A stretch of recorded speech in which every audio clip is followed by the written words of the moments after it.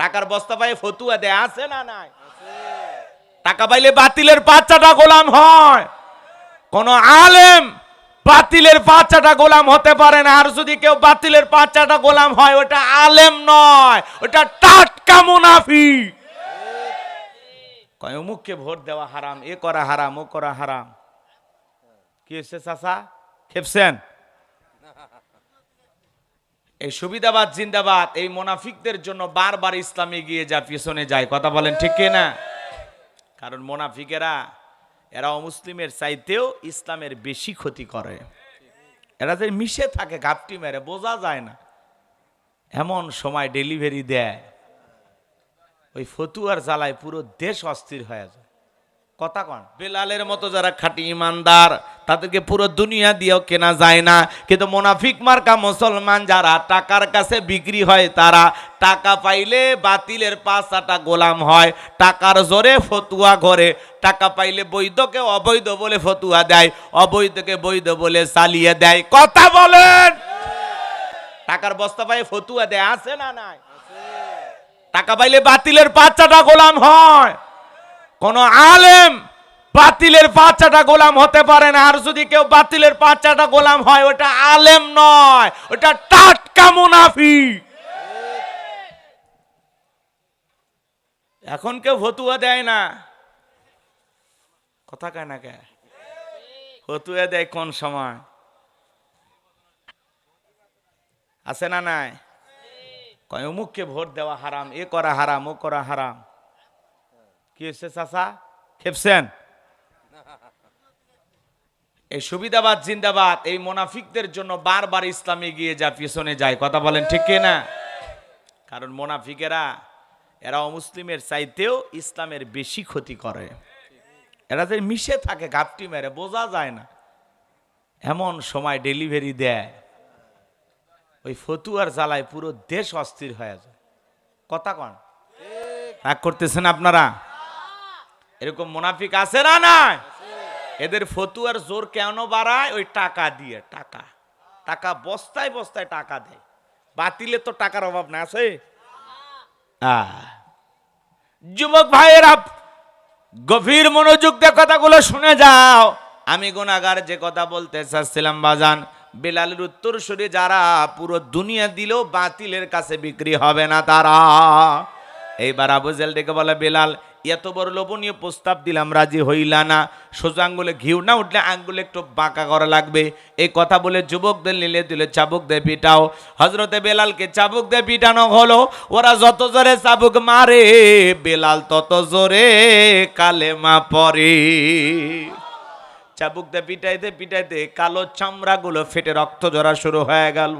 আবু জেহেল ডেকে বলে, বেলাল, চাবুক দিয়ে পিটাইতে পিটাইতে কালো চামড়াগুলো ফেটে রক্ত ঝরতেছে, তবু কি নবী মুহাম্মদ সাল্লাল্লাহু আলাইহি সাল্লামের কালেমা ছাড়বি না? হযরতে বেলাল ডেকে বলে, আবু জেহেল রে, আমাকে মারতে মারতে যদি মেরেও ফেলে দাও, জীবন দিতে রাজি, নবীজির কালেমা ছাড়তে রাজি নাই। বলেন আল্লাহু আকবার। এইবার আবু জেহেল ডেকে বলে, এ যুবকের দল, বেলালের পায়ের রশি লাগা, উটের পায়ের সঙ্গে বাঁধো, আর আরবের উত্তপ্ত গরম বালিতে বেলালকে শেষরে শেষরে না ঘোরো। তাই করা গেল বাজান।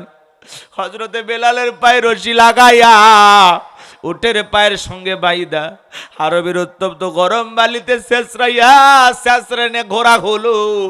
আরবের বালিগুলো এত গরম, চাল দিলে মুড়ি হয়ে যায়, এত উত্তপ্ত বালি। বাবলা গাছের কাঁটাগুলো জিব্বার ভিতরে পেরেকের মতো মারা গল। এত নির্যাতন জুলুম করার পরে বিকেল বেলা নিয়ে এসে বলে, বেলাল, চাবুকতে পিটাইলাম, পায়ে রশি লাগায় নিয়ে ঘুরলাম, তবু কি নবী মুহাম্মদ সাল্লাল্লাহু আলাইহি সাল্লামের কালেমা ছাড়বি না? হযরতে বেলাল ডেকে বলে, আবু জেহেল রে, মারতে মারতে যদি মেরে ফেলে দাও, বেলালের নিঃশ্বাস থাকবে যতদিন, বেলাল কালেমার পথে টিকে থাকবে ততদিন। আল্লাহু আকবার। এইবার আবু জেহেল ডেকে বলে, এ যুবকের দল, বড় একটা পাথর নিয়ে এসে বেলালের বুকের উপরে চাপায়া দাও। বিশাল বড় একটা পাথর নিয়ে আইসা হযরতে বেলালের বুকের উপরে চাপায়া দাও গল। কাফের বেঈমানরা ভাবলো পাথরের চাপার আঘাতে বেলাল মারা যাবে, এই কথা ভেবে আবু জেহেল তার সাঙ্গ পাঙ্গ নিয়ে চলে গেল। হাত বাঁধা পা বাঁধা, বুকের উপরে বিশাল বড় পাথর। এরপরও বেলাল চোখের পানি ছেড়ে দিয়া রক্তাক্ত জিহুব্বাটা নাড়ায়া জিকিরি করতেছে কার? এ বাগেরহাটের মুসলমানেরা, আপনাকে আমাকে জিকিরি করার জন্য কেউ মারে না, পেটে না, ধমক দেয় না, আমরা তবুও কপাল পর আল্লাহর জিকিরি করি না। কথা বলে না কেন? রাগ করতেছেন? হাদিস শরীফের ভিতরে আসছে বাজান, যার জিহুব্বাটা আল্লাহর জিকিরে তরুতাজা থাকে, আল্লাহর জিকিরে ভিজা থাকে, ওই জিহুব্বাওয়ালা মানুষ কোনোদিন জাহান্নামের আগুনে জ্বলবে না। বলুন সুবহানাল্লাহ। আযকুরুনি আযকুরুকুম ওয়াশকুরুলি ওয়ালা তাকফুরুন। আল্লাহ ডেকে বলে, বান্দা তোমরা আমারে স্মরণ করো, আমি আল্লাহ তোমাদেরকে স্মরণ করব। কৃতজ্ঞতা প্রকাশ করো, অকৃতজ্ঞ হয়েও না। এবার জানে জিকির করার জন্য আলাদা সময় লাগে না। মাঠে ময়দানে কাজ করতে করতে আল্লাহর জিকিরি করা যায়, ব্যবসা প্রতিষ্ঠানে বসে আল্লাহর জিকিরি করা যায়, অফিস আদালতে বসে বসে আল্লাহর জিকিরি করা যায়, রাস্তা দিয়ে হাঁটতে হাঁটতে ভ্যান রিক্সা চালাইতে চালাইতে আল্লাহর জিকিরি করা যায়। মা বোন যারা শুনতেছেন, মা মাসে কয়েকদিনে আপনারা অসুস্থ থাকেন, যে সময় নামাজ পড়া নিষেধ আছে, ওই সময়গুলোতে আপনারা বেশি বেশি করে জিকির করবেন। জিকিরি করতে কোনো বাধা নাই, সব সময় জবানে জিকির চালু রাখবেন। সুবহানাল্লাহ, আলহামদুলিল্লাহ, লা ইলাহা ইল্লাল্লাহ, আল্লাহু আকবার, সুবহানাল্লাহি ওয়া বিহামদিহি, সুবহানাল্লাহিল আযীম, আল্লাহু আকবার। সব সময় জিকির করা যাবে তো ইনশাআল্লাহ? আমার ভাইয়েরা, লম্বা আমি করবো না, শোনা ভাইয়েরা, যে কথা আমি বলতে চাচ্ছিলাম, হযরত বিলাল রক্তাক্ত জিহ্বাটা নাড়ায়া চোখের পানি ছেড়ে দিয়া কান্দেন আর ডেকে বলেন, আল্লাহ তুমি তো সে আল্লাহ, ইব্রাহিমের জন্য যদি নমরুদের আগুনকে ফুলের বাগান বানায় দিতে পারো, ও আল্লাহ তুমি কি পারো না আমি বেলালের বুকের উপরে পাথর থাকার কারণে তোমার মতো মালিকের জিকির করতে বড় কষ্ট হয়। ও আল্লাহ তুমি কি পারো না বেলালের বুকের পাথরটাকে তুলার মতো নরম বানায়া দিতে? হযরতে বেলাল দোয়া করতে দেরি, আসমানের মালিক আল্লাহ দোয়া কবুল করতে দেরি করে নাই। বেলালের বুকের পাথরটাকে আমার আল্লাহ তুলার মতো নরম বানিয়ে দিয়েছেন। বলুন সুবহানাল্লাহ। বেলালের নিঃশ্বাসের সাথে পাথর ওঠে আর নামে। আল্লাহু আকবার। আশিক রাসূল বেলাল, নবীর পাগল বেলাল, নবীকে কতটা ভালোবাসতেন জানেন? নবী যখন মক্কা নগরীতে পথ চলতো, বেলাল একবার ডানে যাও একবার বামে যায়। নবী দেখে বলে, বেলাল বুঝি না একবার ডানে যাও একবার বামে যাও, কারণটা কি? হযরতে বেলাল ডেকে বলে, নবী গো আপনি ইসলামের দাওয়াত দেন, কর্ণের প্রচার প্রসার করেন, ওই কাফের আপনার হলো কাফের বেঈমানের হলো আপনার শত্রু, তারা যদি টার্গেট করে ডান থেকে তীর নিক্ষেপ করে, নবী গো আমি ডান দিকে যাই, মনে মনে ভাবে ওই তীরটা যেন আমি বেলালের বুকের ভিতরে ঢোকে, আবার বাম দিকে যায় আর মনে মনে ভাবে ওরা যদি বাম থেকে তীর নিক্ষেপ করে, ওই তীরটা যেন সর্বপ্রথমে আমি বেলালের বুকের ভিতরে ঢোকে। আমি বেলাল মারা গেলে ইসলামের ক্ষতি হবে না, আপনি নবী মারা গেলে ইসলাম আর মাথা উঁচু করে সামনের দিকে দাঁড়াতে পারবে না। আল্লাহু আকবার। তাহলে নিজের জীবনের বিনিময়ে নবীকে আগলায় রাখতেন বেলাল। তারা ছিলেন সত্যিকারে আশিকে রাসূল। আর আমরা আশিকে রাসূল পরিচয় দিয়া কি করি? ঢোল তবলা বাজায়, কথা ঠিক? আশিকে রাসূল পরিচয় দিয়া খালি মিলাদ পরি জিলেপি খায় আর মনে করি বিশাল আশিকে রাসূল হয়ে গেছে। আশিকে রাসূল বেলালের মতো হওয়া লাগবে, নবীর পাগল হওয়া লাগবে, নবীর জন্য জীবন দেওয়া লাগবে। কথা বলে ঠিক না? কি ঘুমাইছেন? গভীর রাত হয়ে গেলে কষ্ট হয়। আপনারা মনে হয় বিরক্ত হচ্ছেন, আমার কথা কি খারাপ লাগতেছে? লম্বা করব না, শোনেন শোনেন। বেলালের নির্যাতন ও জুলুমের কথা যখন নবীজির কান পর্যন্ত পৌঁছে গেল, নবী তখন আবু বকরকে ডেকে বলল, আবু বকর আমার বেলালের কষ্টের কথা আর সহ্য হয় না, যাও তুমি আমার বেলালের জন্য একটা কিছু করো। হযরত আবু বকর সিদ্দিক রাদিয়াল্লাহু তাআলা আনহু কয়েক গুণ দাম বেশি দিয়া গোলামীর জীবন থেকে হযরত বেলালকে আজাদ করলেন, মুক্ত করলেন। বলুন আল্লাহু আকবার। এই যখন ইসলামের অবস্থা, একদিকে সন্তান হারানোর ব্যথা, কাফেরদের সমালোচনা, সাহাবায়ে কিরামদের উপর নির্যাতন ও জুলুম। এই জন্য নবীজির মনটা ভীষণ খারাপ। নবীর যখন মন খারাপ, নবীকে সান্ত্বনা দেওয়ার দায়িত্ব কার? একটু জোরে কন না, কার? আর একটু জোরে বলুন আল্লাহ, আল্লাহু আকবার। আমার ভাইয়েরা, নবীর মন খারাপ, নবীকে সান্ত্বনা দেওয়ার দায়িত্ব আমার আল্লাহর। আমার আল্লাহ ডেকে বলা, জিবরাইল, আমার বন্ধুর মা নাই, বাবা নাই, আমি স্যার আমার বন্ধুর কেউ নাই রে জিবরাইল। আমার বন্ধুর মনটা হয়েছে ভারী, আমি আল্লাহ সইতে নাহি পারি। লাহু মাহফুজ থেকে সূরা কাউসার নিয়ে যায় আমার বন্ধুর উপরে নাজিল কর তাড়াতাড়ি। বলুন আল্লাহু আকবার। আর একটু জোরে বলুন আল্লাহু আকবার। নবী আমার ডেকে বলেন, আনাস, আমার মনটা কেন খারাপ তোমরা জানো? কিন্তু আমার মুস্কি হাসি দেওয়ার কারণ হলো, এই মাত্র আসমান থেকে জিবরাইল এসে আমার উপরে সূরা কাউসার নাজিল করলো। নবী তখন মুস্কি মুস্কি হাসলেন আর সাহাবায়ে কিরামদের সামনে তিলাওয়াত করে শুনিয়ে দিলেন। সবার মুখস্থ আছে না? নাই। জবান ছেড়ে আরেকবার পড়ুন, ইন্না আ'তাইনাকাল কাউসার ফাসাল্লি লিরাব্বিকা ওয়ানহার ইন্না শানিয়াকা হুয়াল আবতার। আল্লাহু আকবার। গভীর মনোযোগ। আল্লাহ রাব্বুল আলামিন বলেন, ইন্না আ'তাইনাকাল কাউসার, অবশ্যই আমি আল্লাহ পাক আপনাকে হাউজে কাউসার দান করেছি। এই পৃথিবীর অন্য কোন নবী রাসূলকে আল্লাহ রাব্বুল আলামিন হাউজে কাউসার দান করেন নাই। আপনার আমার নবীকে আল্লাহ রাব্বুল আলামিন হাউজে কাউসার দান করেছেন স্পেশাল ভাবে। সুবহানাল্লাহ বলুন। আমার আল্লাহ বলেন, ইন্না আ'তাইনাকাল কাউসার। আল্লাহু আকবার। নিশ্চয়ই আমি আল্লাহ পাক আপনাকে হাউজে কাউসার দান করেছি। এই হাউজে কাউসারের পানি দুধের মতো সাদা, মধুর চাইতে মিষ্টি, পানির মতো ক্লিয়ার। ওই কঠিন কিয়ামতের ময়দানে যেদিন বিচার দিবস কায়েম হয়ে যাবে, বিচার দিবসের একদিন হবে 50,000 বছরের সমান। যেদিন সূর্য সহাত মাথার উপরে চলে আসবে, মানুষের মাথার মগজ সূর্যের তাপে টকবক করে গলবে। এ বাজান, যেদিন বেঈমানদের জিহ্বা কুকুরের মতো নাভি পর্যন্ত ঝুলে আসবে, যেদিন পাহাড় পর্বত নদী নালা খাল বিল্ডিং ইমারত কোনো কিছু থাকবে না।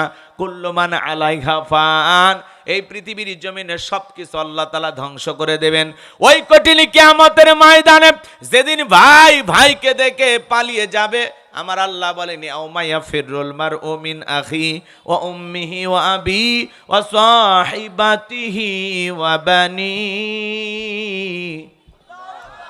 আরেকটু জোরে কোন আমার আল্লাহ বলেন, সেদিন ভাই ভাইকে দেখে পালিয়ে যাবে, মাতা পিতা সন্তানকে দেখে পালিয়ে যাবে, স্ত্রী স্বামীকে দেখে পালিয়ে যাবে। আল্লাহু আকবার। কি বুঝলেন? কিসের মহব্বত, কিসের ভালোবাসা? বউ পালিয়ে যাবে, স্বামীর পরিচয় দেবে না, কথা কয় না। ভাই পালিয়ে যাবে, ভাইয়ের পরিচয় দেবে না। মাতা পিতা পালিয়ে যাবে, সন্তান বলে স্বীকার করবে না। যে সন্তানের জন্য এত মহব্বত, এত ভালোবাসা, কিয়ামতের ময়দানে বাবার কাছে ছেলে গেলে বলবে না, আমার দুনিয়াতে কোনো ছেলে ছিল না, মেয়ে ছিল না। মায়ের কাছে গেলে মা বলবে না, আমার যতটুকু মনে হয় দুনিয়াতে আমার বিয়েই হয়নি। স্ত্রী বলবে না, দুনিয়াতে আমার কোনো স্বামী ছিল না। ওই কঠিন কিয়ামতের ময়দানে আল্লাহর আরশের ছায়া ছাড়া আর কোনো ছায়া থাকবে না। ওই ছায়ার ভিতরে আল্লাহ রাব্বুল আলামিন শাস্তির মানুষকে ছায়া দান করবেন।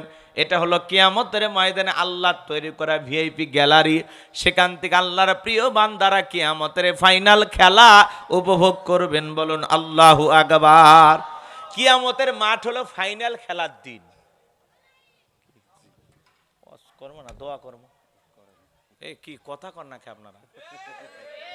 কিয়ামতের মাঠ ফাইনাল খেলা না, ওর সাথে বড় ফাইনাল খেলা আছে না। আর্জেন্টিনা ব্রাজিল নয়, ভারত পাকিস্তান না, বাংলাদেশ অস্ট্রেলিয়া না, ফাইনাল খেলা ইমানদার আর বেঈমানের, কথা কোন? ফাইনাল খেলা নেককার আর বদকারের। সেদিন মানুষ পানি পানি বলে চিৎকার মারবেন, আর দলে দলে মানুষ নবীজির দিকে রওনা করবেন। কিছু মানুষের চোখের সামনে আল্লাহ তাআলা আবরণ তৈরি করে দিবেন। নবী তখন ডেকে বলবেন, আল্লাহ, সংখ্যায় আমি আমার অনেক উম্মতকে দেখতে পাইলাম, কেন জানি সংখ্যাটা কমে গেল, বুঝতে পারলাম না। আমার আল্লাহ তখন ডেকে বলবে, বন্ধু, পাইকারে দরে আপনি সবাইকে হাউজে কাউসারের পানি পান করাইতে পারবেন না। দুনিয়ার জীবনে দুইটি অপরাধ করেছিল যারা, আপনার হাতে কিয়ামতের ময়দানে পানি পাবে না তারা। আল্লাহু আকবার। কয়টা অপরাধ? এই দুইটি অপরাধ কি বাগের হাটে নাই? জানার দরকার আছে না নাই? নবীজি হাউজে কাউসারের পেয়ালা নিয়ে দাঁড়িয়ে আছেন। নবীজির হাতে এক পেয়ালা হাউজে কাউসারের পানি যদি পান করতে পারেন, জান্নাতে ঢোকা পর্যন্ত আপনারা তৃষ্ণা লাগবে না, তৃষ্ণা মিটে যাবে। বলুন সুবহানাল্লাহ। কারা কারা কিয়ামতের ময়দানে নবীজির হাতে হাউজে কাউসারের পেয়ালার পানি পান করতে চান? দুই হাত তুলে আল্লাহকে একবার দেখান। আর আমার সঙ্গে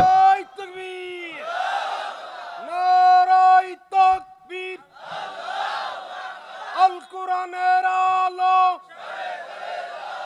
সংসদে জালো, তোমার নেতা আমার নেতা নারায়ে তাকবীর।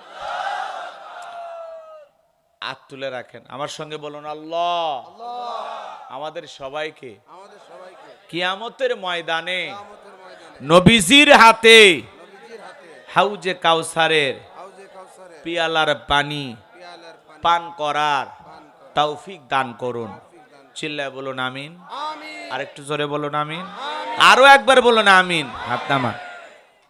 নবীজির হাতে কিয়ামতের ময়দানে এক পেয়ালা হাউজে কাউসারের পানি যদি পান করতে পারেন, জান্নাতে ঢোকা পর্যন্ত আপনারা তৃষ্ণা লাগবে না, তৃষ্ণা মিটে যাবে। বলুন সুবহানাল্লাহ।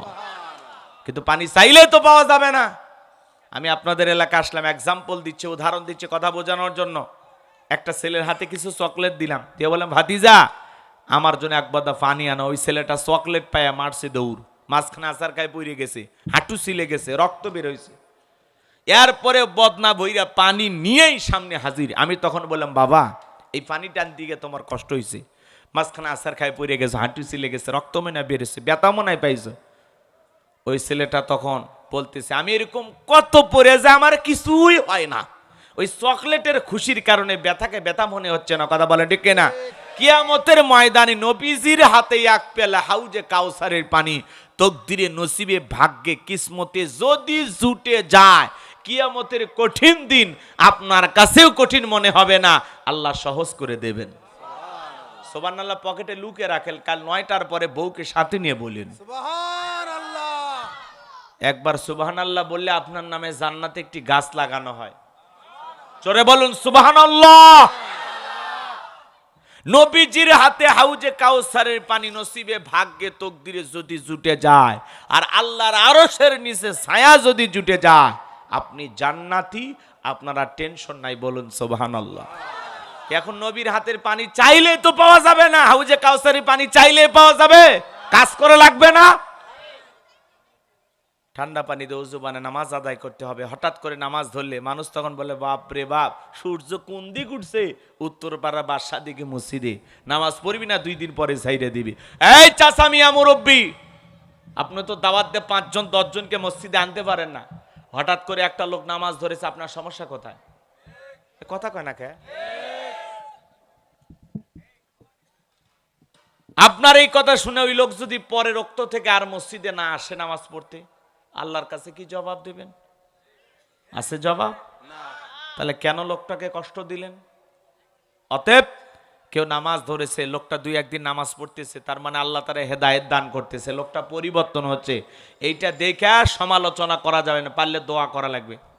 যে ভাতিজা, তুমি মসজিদে আসছো দেখে দিলটা ভইরা গেছে, আল্লাহর কাছে দোয়া করি, আল্লাহ যেন তোমাকে মৃত্যু পর্যন্ত মসজিদ এসে 5 ওয়াক্ত সালাত জামাতের সহিত আদায় করার তৌফিক দান করেন। আপনি তো দোয়া করবেন যে ভাতিজা আসর পইরা এক কাপ চা না খায়া তোমারে ছাড়বো না, আমি খুশি হইছি। মারহাবা কোন। ভালোবেসে বুকে টানেন, ঘৃণা ছড়ান কেন? সমালোচনার তীর ছুঁড়ে কোন নামাজিকে মসজিদ থেকে বের করে দেবেন না। এত সমালোচনা কেন করেন? ভালোবেসে বুকে টানেন। কথা কয় না। যোগ বয়সে দাড়ি রাখছে এই নিয়ে সমালোচনা, কয় এই বয়সে দাড়ি রাখলি? বউ নিয়ে ঘুরতে গেছে, কয় ভাবি আসসালামু আলাইকুম, সাথে চাচার খবর কি? বউ বাড়িতে সে রাগ করে, তোমার সাথে বাহিরে যাওয়া যায় না কেন? কয় আমার টাকে ভাবি আর তোমার টাকে চাচা। যেই বউ নবীর সুন্নত দাড়িকে মহাব্বত করে না, ওই বউ আপনাকে 100% ভালোবাসা দিতে পারে না। কথা বলে ঠিক না?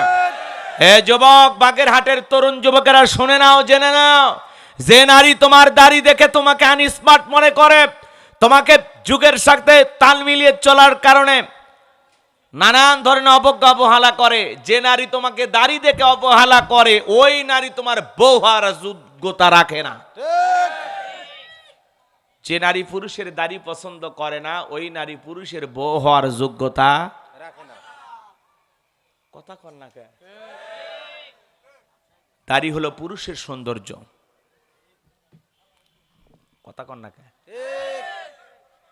দাড়ি সারা পুরুষকে, মহিলারও দাড়ি নাই, পুরুষেরও দাড়ি নাই, হইল ওই যে দেখলেন না ব্রাহ্মণবাড়িয়ার এক ছাত্র নেতা মহিলার মতো রূপ সৌন্দর্য কইরা দিনের বেলায় নেতা আর রাতের বেলায় টিকটকের নারী ধরা খাইছে। কথা কন না কে? টিকটক ভিডিও ভাইরাল হয়ে গেছে, কি সুন্দর করে মহিলা মানুষের মতো সাজে। আমি তো ভিডিওটা দেখে মনে করলাম না, এটা মনে হয় মহিলাই। চিন্তা করেন, সেই নেতা দিনের বেলায় নেতা, রাতের বেলায় টিকটকের রানী, অশ্লীল অঙ্গভঙ্গিতে টিকটক ভিডিও করে মানুষকে আকর্ষণ করেন, ফ্যান ফলোয়ারের পাগল হয়ে গেছে। আজকে টিকটকের নিশা যুব সমাজকে ধ্বংস করে ফেলতেছে। কথা বলে ঠিক না? নেতা হইয়া টিকটক ভিডিও করে, তাও মহিলা সাইজা, পুরুষ হইয়া মহিলা সাইজা টিকটক ভিডিও করিয়া মানুষকে গরম করতেছে। কথা কন নাকি আপনারা? পরে থানায় গিয়ে মুস লেখা দিয়া নিজে আইসে আবার ভিডিও করতেছে আর চুল কাটতেছে। কিন্তু আসলে এটা কি মহিলা না, এটা কি? হ্যাঁ, যে সুন্দর চেহারা, বিউটি পার্লারের সাজ দিছে, বোঝার কোন উপায় নাই। প্রথম দেখায় মনে হবে এটা বলিউড, টালিউড, হলিউড, তামিলের নায়িকা। কথা কন না কে? পরে দেখা গেল এটা পুরুষ। টিকটক ভিডিও বানাবার যায়া দুইটা টাকার লোভ কইরা তারা কি করে, নারী সেজে গেছে। তাও আবার ছাত্র দল নেতা, দলও হেরে বহিষ্কার করছে। হিজড়ে রাইকে দলে রাখবে কি? কথা কন। এরকম হিজড়া মার্কা লোক দেখি দল চলে, এরা সুযোগ সন্ধানী, এদের বিচার হওয়া দরকার। কথা বলে ঠিক না? ও পুরুষ হয়ে নারী সাইজে না জানি কত পুরুষকে নাচাইছে। হ্যাঁ, এরকম আছে না নাই? এদেশে অসংখ্য এরকম মহিলা সাইজে পুরুষ রং ঢং দেখা, এরা হিজড়ের চাইতেও নিকৃষ্ট। কথা বলেন আছে না নয়? মন খারাপ করতেছেন নাকি আপনারা?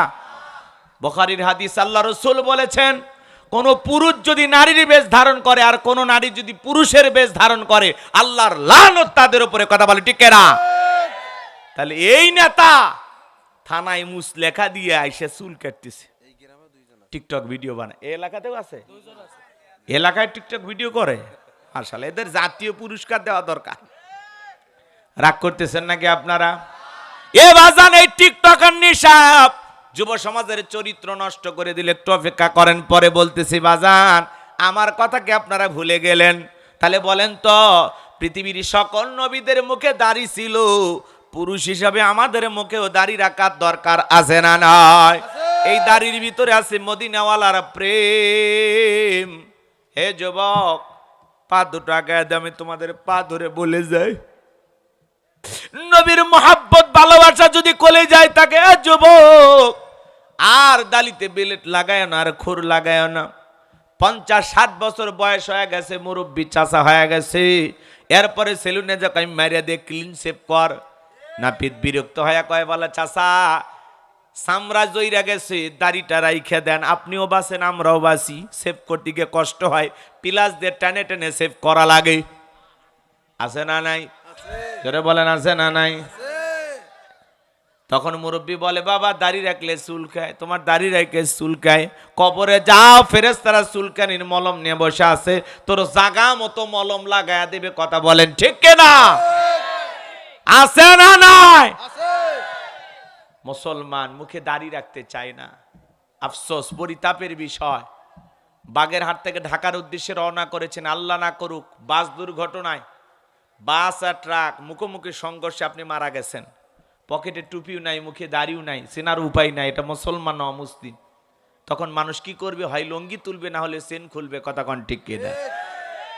আর পকেটে টুপি অথবা মুখে দাড়ি দুইটার একটা থাকলে মানুষ বুঝে নেবে এটা মুসলমানের সন্তান। কথা বলে ঠিক কিনা? কিন্তু পকেটে টুপিও নাই, মুখে দাড়িও নাই, মরার পরে মানুষ তখন ইজ্জত খুলে দেখবে মাথা কাটানো আছে না নাই। কথা কন ঠিক কিনা? এজন্য মুসলমান হিসাবে আমাদের মুখে দাড়ি থাকা দরকার আছে না নাই? কোন কোন যুবক কোরআনের মাহফিল থেকে, আজকের এই তাফসীরুল কোরআন মাহফিল থেকে, 3 দিন ব্যাপীর মাহফিল থেকে শপথ গ্রহণ করবেন যে হুজুর কথা দিলাম জীবনে আর কোনোদিন দাড়ি কাটবো না। মদিনাওয়ালার প্রেম ভালোবাসা নিয়া, বিশ্ব নবীকে ভালোবাসা কে আসো আশিকের রাসূল, যে হুজুর আমি জীবনে কোনোদিন দাড়িতে বিলেট লাগাবো না। যাদের দাড়ি আছে তারা না, যারা রাখবেন এরকম 2-1 হাত তুলে বলেন, হুজুর আজকের মাহফিল থেকে শপথ গ্রহণ করলাম জীবনে কোনোদিন দাড়ি কাটবো না, নবীকে ভালোবাসে দাড়ি রেখে দেব। এরকম কি আছেন? হাত তোলেন। কারা কারা? আলহামদুলিল্লাহ, অনেকগুলো হাত উঠে গেছে। আল্লাহ এই হাতগুলোকে কবুল করেন। আরেকটু জোরে বলেন আমিন। এবার চলেন, হাউজে কাউসারে পানি বললাম না চাইলে পাওয়া যাবে। কি করা লাগবে? কাজ করতে হবে। কাজ করতে হবে 2টি। আঙ্গুল তুলে বলেন তো কয়টি? 2টি। আরো জোরে। আল্লাহ রাব্বুল আলামিন 2টি কাজ কি আমার আল্লাহ জানিয়ে দিলেন। 2 নাম্বার আয়াতে বলুন, ফাসল্লিলি রাব্বিকা ওয়ানহার। বলুন না ভাই, ফাসল্লিলি রাব্বিকা ওয়ানহার। 1 নাম্বার হলো ফাসল্লিলি রাব্বিকা, রবির উদ্দেশ্যে সালাত আদায় করা লাগবে। নামাজ হবে একমাত্র কার জন্য? কুল ইন্না সালাতি ওয়া নুসুকি ওয়া মাহইয়ায়া ওয়া মামাতি লিল্লাহি রাব্বিল আলামিন। সূরা আনাম আয়াত নাম্বার 162। আল্লাহ রাব্বুল আলামিন জানিয়ে দিলেন, নবীজি আপনি বলুন আমার নামাজ, আমার কোরবানি, আমার জীবন, আমার মরণ লিল্লাহি রাব্বিল আলামিন, আসমান জমিনের প্রতিপালকের জন্য। মুমিন জীবনের সব ইবাদত হবে একমাত্র কার জন্য?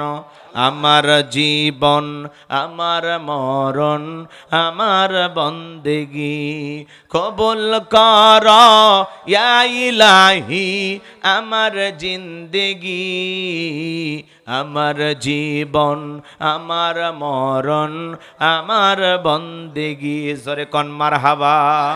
আরেকটু জোরে বলুন মারহাবা। তাহলে আল্লাহ বলেন ফাসল্লিলি রব্বিকা, রবির উদ্দেশ্যে সালাত, নামাজ হবে একমাত্র আল্লাহকে রাজি খুশি করার জন্য। তাহলে নামাজ যেমন তেমন নামাজ না, নামাজ নামাজের মতো হওয়া লাগবে। কথা কন না? নামাজ যদি নামাজের মতো হয়, আমার আল্লাহ রাব্বুল আলামিন বলেন ফালিয়াবুদু রাব্ব হাযাল বাইত আল্লাযী আত'আমাহুম মিন জু ওয়া আমানাহুম মিন খাউফ। আমার আল্লাহ রাব্বুল আলামিন বলেন এই ঘরের মালিকের ইবাদত করো। ও বান্দা, 5 ওয়াক্ত সালাতে মাথা নত করে আমি আল্লাহকে যদি সিজদা দিতে পারো, তোমার নামাজ যদি নামাজের মতো হয়, যে বান্দা 5 ওয়াক্ত সালাতে মাথা নত করে আমি আল্লাহকে সিজদা দেবে, ওই বান্দাকে আমি আল্লাহ না খাওয়ায় রাখবো না। বান্দার জন্য 1 নাম্বার রিজেকের ব্যবস্থা করবেন তিনি কি? আমাদের রিজেক দেওয়ার মালিক কে?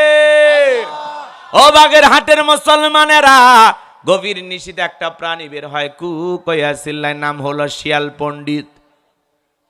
বলেন তো শিয়াল পণ্ডিতের নামে বাগেরহাটে কি মুরগির হোটেল আছে? ব্যাংকের অ্যাকাউন্টে টাকা জমানো আছে? ওই শিয়াল রে খাওয়াই কে?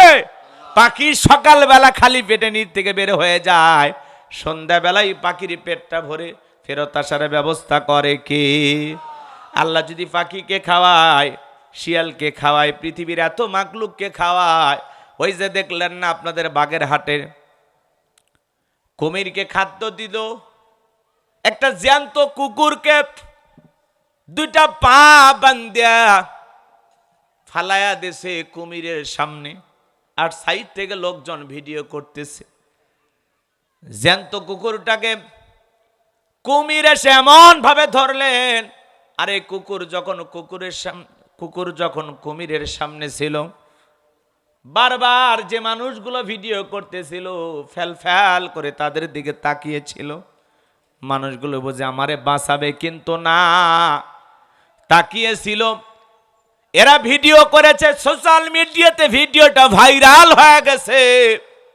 কিভাবে একটা জ্যান্ত কুকুরটাকে পাষণ্ড হৃদয় নিয়া যারা এভাবে কুকুরের পা গুলো বেঁধে কুমিরের সামনে এমন ভাবে ফেলাইয়া দিছে, ছুঁড়ে আসারও উপায় নাই। কুমির আসলো, কুকুরটাকে খাইলো। আহারে, মানুষের বিবেক গেছে কোথায়, মনুষ্যবোধ গেছে কোথায়?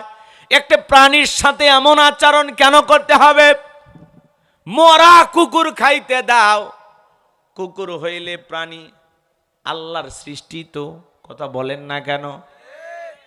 সেই কুকুরের সাথে এমন আচরণ আপনি মানুষ হয়ে করতেছেন, আর বাইরে থেকে ভিডিও করতেছেন। আপনাদের বিবেকে নাড়া দেয় না? এরকম আচরণ কেন করেন? সমাজের মানুষগুলো দেখে আর আশ্চর্য হয়ে যায়। আজকে দিন যাইতেছে, মানুষ পশুর মতো হয়ে যাচ্ছে।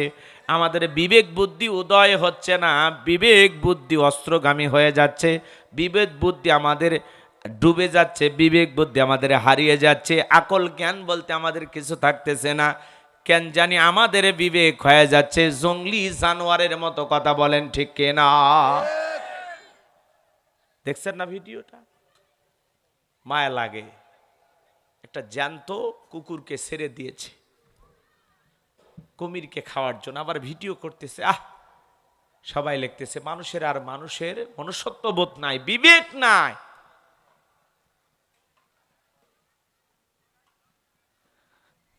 এতই মহাব্বত প্রাণীর ওপরে, তাহলে কুমিরকে খাইতে দেন, গোস্ত কিনে নিয়ে যা খাইতে দেন। একটা জ্যান্ত কুকুরকে এইভাবে পা গুলো বেঁধে তার সামনে দিতে আপনাকে কে বলেছে? পাইছেন কোথায়? তার আবার ভিডিও করে ভাইরাল করে দিচ্ছে। আফসোস, এমন বিবেকহীন পশুর মতো মানুষ যারা, এদেরকে আমরা ধিক্কার জানাই। কথা বলে ঠিক না? একটা প্রাণীর সাথে এমন আচরণ করতেছো, নির্দয়া নিঠুর পাষাণের মতো। কুকুরকে একটু মায়া লাগলো না? একটু মায়া লাগলো না? তোমরা ভিডিও করে ছেড়ে দাও। আল্লাহ আমাদেরকে হেদায়েত দান করেন, আমাদেরকে আল্লাহ মানুষ হওয়ার তৌফিক দান করেন। দিন দিন আমাদের মনুষ্যত্ববোধ, বিবেক মারা যাচ্ছে। এক প্রাণীর প্রতি মায়া দেখাই দিকে আর একটা প্রাণীকে তার সামনে কি বানায় দিচ্ছে? খাবার বানায় দিচ্ছে। আমার ভাইয়েরা, যে কথা আমি বলতে চাচ্ছিলাম, তাহলে নামাজের মতো আদায় করলে এক নাম্বার রিজেকের ব্যবস্থা করবেন তিনি কে? পৃথিবীর এত মাকলুককে আল্লাহ যদি খাওয়ান, আমরা হলাম আশরাফুল মাকলুকাত, কুনতুম খায়রা উম্মাতিন উখরিজাত লিন্নাস। আল্লাহ আমাদেরকে উত্তম জাতি বানাইছেন, ভিআইপি বানাইছেন, মর্যাদার আসনে বসিয়েছেন। আল্লাহকে আমাদেরকে না খাওয়ায় মারবে? বলেন তো বাজান, নামাজের মতো আদায় করলে আমাদেরকে রিজেক দিবেন তিনি কে? ওয়ামা মিন দাব্বাতিন ফিল আরদি ইল্লা আলাল্লাহি রিজকুহা। সূরা হুদের ভিতরে আল্লাহ পাক জানিয়ে দিলেন, এই পৃথিবীতে এমন কোন বিচরণশীল প্রাণী নাই যার রিজেকের ব্যবস্থা আমি আল্লাহ আসমান থেকে করি না।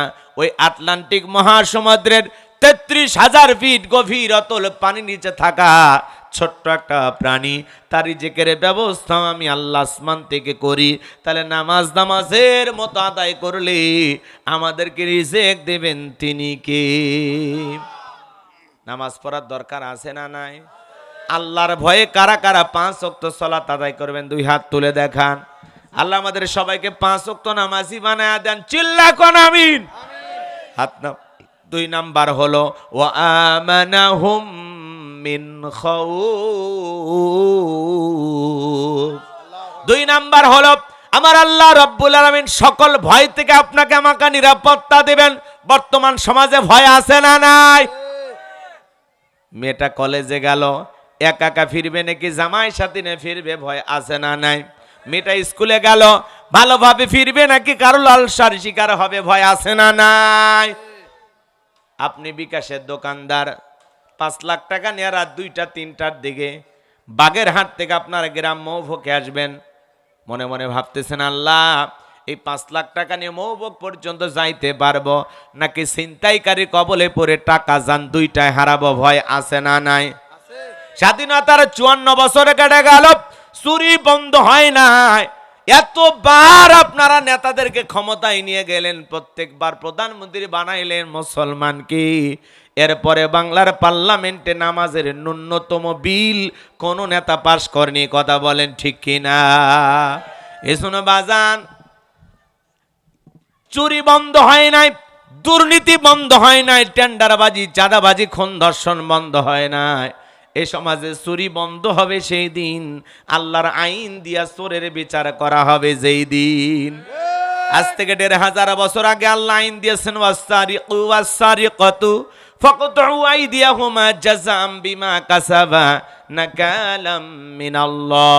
সূরা মাইদার 38 নম্বর আয়াতে আল্লাহ আইন দিয়েছেন, চোর পুরুষ হোক আর নারী হোক, আল্লাহর বিধান আল্লাহর ফয়সালা, অপরাধ যদি প্রমাণিত হয় চোরের হাত কেটে দাও।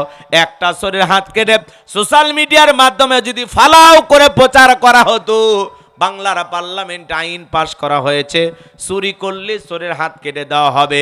একটা চোরের হাত কেটে শুধু বিচার করে দেখেন, 24 ঘন্টায় সমস্ত চোরেরা তওবা করে আল্লাহর ওলি হয়ে যাবে, কথা বলেন ঠিক কি না? কিন্তু কে শুনে কার কথা? আজও গেল না মনের ব্যথা। এখন উচিত কথা যদি কই, পিঠের ওপর দিয়ে যাবি মই, এ আনন্দে কিছু লোক কিনে খাবে বগুড়ার স্পেশাল দই, কথা বলেন ঠিক কিনা? যত দোষ নন্দ ঘোষ, সত্যটা বললে দোষ, করলে অন্যায়ের প্রতিবাদ, নামটা হবে তোমার মৌলবাদ, নামটা হবে তোমার জঙ্গিবাদ, কথা বলেন ঠিক কিনা? নেতারা আল্লাহর আইন কেন চালু করে না? বিগত 16 বছরে যারা ক্ষমতায় ছিল 11 লক্ষ কোটি টাকা বিদেশে পাচার করেছে, দেশটাকে লুটে পুটে খেয়েছে, কথা বলেন ঠিক কিনা? নেতারা জানে আল্লাহর আইন চালু করলে প্রথম হাত নেতার কাটা যাবে, কথা কন। নেতা আল্লাহর আইনের পক্ষে কেন নাই? কারণ নেতা আল্লাহর আইন চালু করলে দুর্নীতি করতে পারবে না, দেশের টাকা বিদেশে পাচার করতে পারবে না, বেগম পাড়া বানাইতে পারবে না। এই স্বাধীনতার পর থেকে যারা এই ক্ষমতায় এসেছে বারবার দেশটাকে লুটে পুটে খেয়েছে, কথা বলেন ঠিক কিনা? এদেশের মানুষের ভাগ্যের পরিবর্তন হয়নি, কিন্তু নেতা হয়ে গেছে আঙ্গুল ফুলে কালার গাছ, কোটি কোটি টাকার মালিক নেতা হয়েছে, আর জনগণ বারবার ফকির হয়ে গেছে। এই জনগণের ভাগ্যের উন্নতি হয়নি, উন্নতি হয়েছে নেতার ভাগ্যের। রাস্তার বরাদ্দ হয় 5 কোটি, ওপর থেকে নিচ পর্যন্ত খাইতে খাইতে থাকে 1 কোটি, 4 কোটি খাওয়া শেষ। এমন ভাবে কোনো মতে পাথর দিয়া, কথা কি বোঝেন না, হালকা একটু আলকাতরা দিয়া ওই কোনো মতে খালি রাস্তার পিচগুলো কালো করে রেখে যায়, ছাগল পেশাব করলে ভেঙে যায়, কথা কর টেকে না। আর তাদের পিছনে স্লোগান দেই, বল্টু ভাইয়ের চরিত্র ফুলের মতো পবিত্র, নামাজ পড়া কক্ত, গাঁজা খাই 5 ওয়াক্ত, গুমশ্রীতে পাকা পোক্ত, শয়তানের 1 নাম্বার ভক্ত, হুজুর যে জন্য খুবই শক্ত, চুষে খাই গরিবের রক্ত। পোস্টারে লেখা থাকে গরিবের বন্ধু, ভোট দিয়ে দেখেন গরিবের কয় নাম্বার শত্রু, কথা কর ডেকে না। চোর বাটপাট দিয়ে সমাজ ভরে গেছে, কথা কর। খালি দুর্নীতি করার ধান্দা, লুটে পুটে খাওয়ার ধান্দা, খাইতে খাইতে ওরা কামড়ে খাইছে। সামনে যদি আবারও দুর্নীতি শুরু হয়, এইবার কোদাল দিয়ে খুঁড়ে খাবে। ঘুম আসবেন বাংলাদেশে, আর জাগে দেখবেন আপনি ভারতের লোক, দেশের মাটি খুঁজে পাবেন না, কথা কন। তাহলে আল্লাহর আইন চালু না হওয়া পর্যন্ত চুরি বন্ধ হবে না, দুর্নীতি বন্ধ হবে না, টেন্ডারবাজি চাঁদাবাজি, সমাজ পরিবর্তন হবে না। লাগবে আল্লাহর আইন। লেনিন কারমার্ক্সের গণতন্ত্র দিয়া আর ডক্টর কামালের তৈরি করা সংবিধান দিয়া সমাজে শান্তি প্রতিষ্ঠিত হবে না। এই 56,000 বর্গ মাইলে শান্তি প্রতিষ্ঠিত হবে সেই দিন আল্লাহর কোরআনের আইন দিয়া পার্লামেন্ট চলবে যেই দিন। কথা বলে ঠিক না? বাংলাদেশে আল্লাহর আইন চালু হোক। কারা কারা চান হাত তুলে দেখান তো দেখি। লিল্লাহে তাকবীর। জমিন যার, আইন চলবে সে আল্লাহর। কথা বলেন ঠিক না? আমরা আল্লাহর আইনের পক্ষে আছি তো ইনশাআল্লাহ। আল্লাহ কবুল করেন, জোরে বলেন আমিন।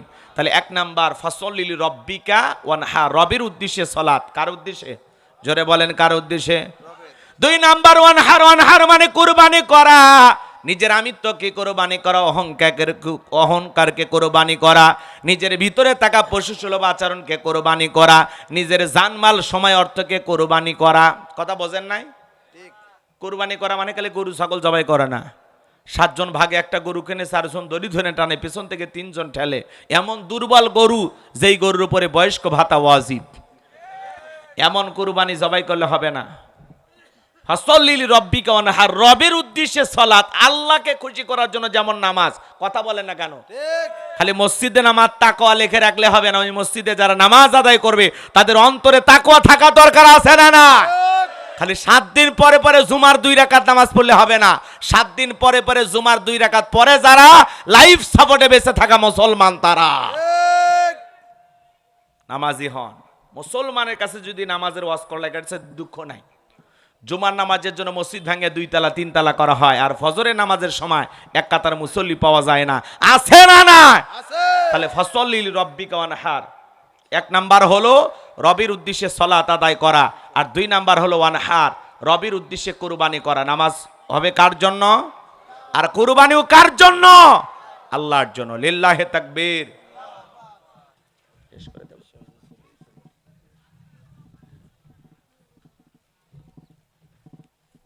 লিল্লাহে তাকবীর।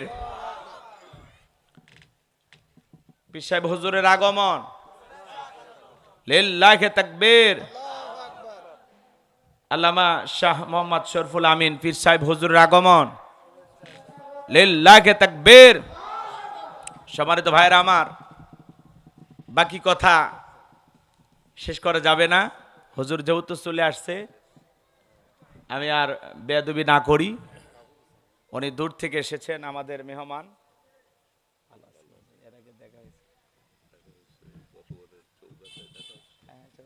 মাশাআল্লাহ, স্মরণ শক্তি মাশাআল্লাহ। আল্লাহ তার জ্ঞানকে বাড়ায় দেন। যশোর চৌগাছে দেখা হয়েছিল, হুজুরের মনে আছে আলহামদুলিল্লাহ। হুজুর এসেছেন, হুজুর কথা বলবেন। আমি যতটুকু বলেছি আল্লাহ যেন এর উপরে আমল করা তৌফিক দান করেন। সকলে বলুন আমিন। ইন্না শানিয়াকা হুয়াল আবতার। নবী যারা আপনাকে লেসকারা নির্বংশ বলে, আমি আল্লাহ তাদেরকে নির্বংশ করে ছাড়বো। আপনি মন খারাপ করবেন না। আপনার সন্তানগুলোকে নিয়েছে এই পৃথিবীর জমিনে আপনাকে মহাব্বত করার, আপনাকে ভালোবাসার কোটি কোটি রুহানি সন্তান পাঠাবো যারা আপনার জন্য জীবন দিতে প্রস্তুত থাকবে। বলুন আল্লাহু আকবার। তামাম পৃথিবীতে 700 কোটির উপরে মানুষ, এর মধ্যে 200 কোটি মুসলমান। আমরা সবাই নবীজি রুহানি সন্তান। কথা বলেন ঠিক কি না? নবীজির অপমানে যদি না কাঁদে তোমার মন, মুসলিম নয় তুমি মুনাফিক, নবীজির দুশমন। কথা বলে ঠিক কি না? আর আমার নবীকে গালি দেবে যারা, নিঃসন্দেহে অবৈধ জারর সন্তান তারা। গালি দিয়েছিল ওলীদ বিন মুগীরা। ওই ঘটনাগুলো আমি বলতাম সামনে, বলার সুযোগ নাই। মেহমান এসেছেন, আমি ওনার প্রতি শ্রদ্ধার সম্মান জানিয়ে কথা শেষ করতেছি। সর্বশেষ একটি দাবি আপনাদের কাছে, আমি যতটুকু কথা বলেছি এর উপরে আমল করবেন তো ইনশাআল্লাহ। শেষ কথা একটি, মনে রাখবেন, আমারে গালি দাও মাইনে নেব, আমার বাপকে গালি দাও মাইনে নেব, আমার মাকে গালি দাও মাইনে নেব, কিন্তু বিশ্ব নবী হলেন আপনার আমার কলিজার টুকরা নবী। নবীকে নিয়ে যদি কেউ কুরুচিপূর্ণ মন্তব্য করে, বাজে ভাষা গালি দেয়, আম্মা জান আয়েশাকে কেউ যদি গালি দেয়, ওই নাস্তিক বেঈমানকে ধইরা ওর বুকের উপরে চইরা জিহ্বা টান দিয়ে ছিঁড়ে কুকুরকে খাওয়ায় দেব। নবীজির অপমান মেনে নেওয়া হবে না।